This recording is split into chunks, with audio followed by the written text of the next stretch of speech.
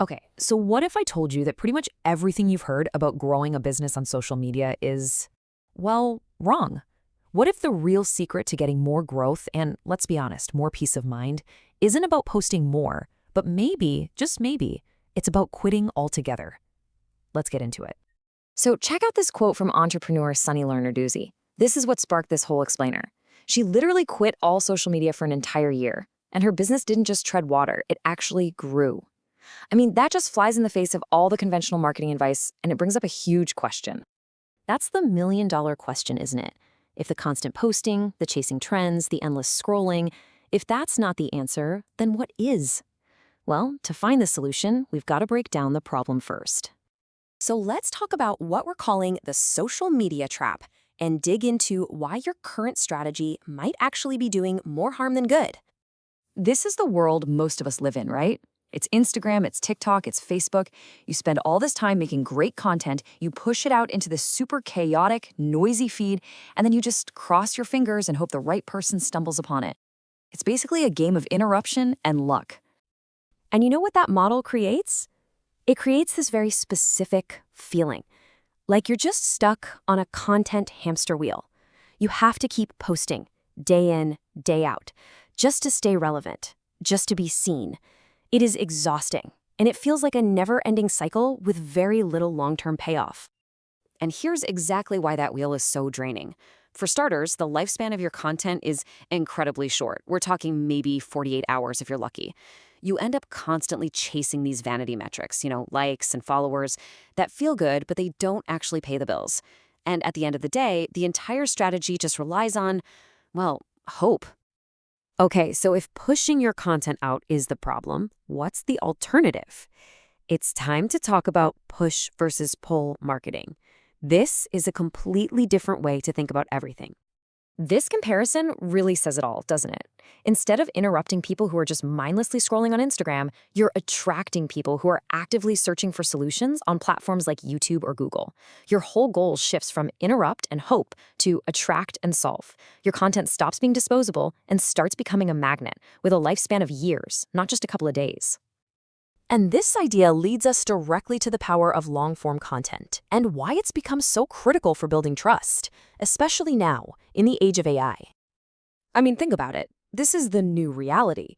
Anybody can use AI to spit out a quick, generic, surface-level answer to a question. But what people are really truly starving for is real wisdom, earned experience, and someone they can actually trust to guide them. And this is exactly why long-form content is so powerful. You simply can't fake deep expertise in a 20-minute video or a detailed 1,000-word article. It forces you to demonstrate what you know, to show your proof, and that's what separates you from all the fake gurus who are just repeating what they heard somewhere else. So what this really all boils down to is a fundamental shift. People aren't just looking for quick answers anymore. Honestly, they're overwhelmed by them. What they're looking for now is a trusted guide who can take them from their problem to a real, tangible solution. That is transformation, and that's where the real value is. So if providing that transformation is the goal, how do you build a system that actually delivers it consistently? Let's break down something called the algorithm flywheel and see how you can finally make the algorithm work for you. It's really a beautiful, self-perpetuating cycle. It starts when you create hyper-relevant content that's made specifically for your ideal viewer. Then, the algorithm sees who's watching and loving your stuff, so it categorizes you as the authority on that topic. And then, it starts pushing your content to more and more people just like them, all on its own. And that right there is the magic of it. The flywheel just starts to gain momentum. The algorithm begins doing all the heavy lifting for you, serving your best content 24/7 to a global audience that is actively looking for exactly what you offer. You're literally building authority on autopilot.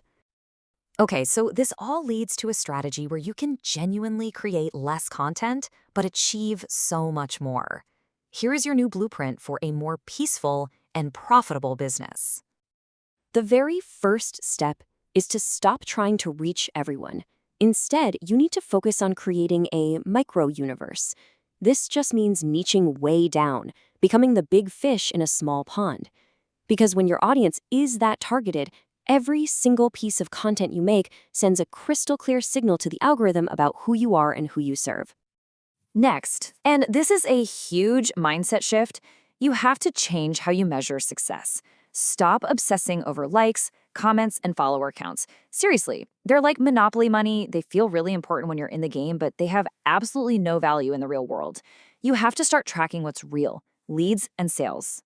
So here's the blueprint, plain and simple. First, define that micro-universe. Second, track the real business metrics that matter. Third, focus your energy on creating timeless content assets, things that will serve you for years, not just for a few days. And finally, and this part is absolutely critical, you have to own your audience. Use your content to build an email list. That is an asset that you control, not one that some platform can just take away from you tomorrow. So I'll just leave you with this one question. The next time you go to create something, just ask yourself, is this a timeless asset that's going to work for me for years to come? Or am I just creating more feed for the hamster wheel? The answer to that question could really change everything.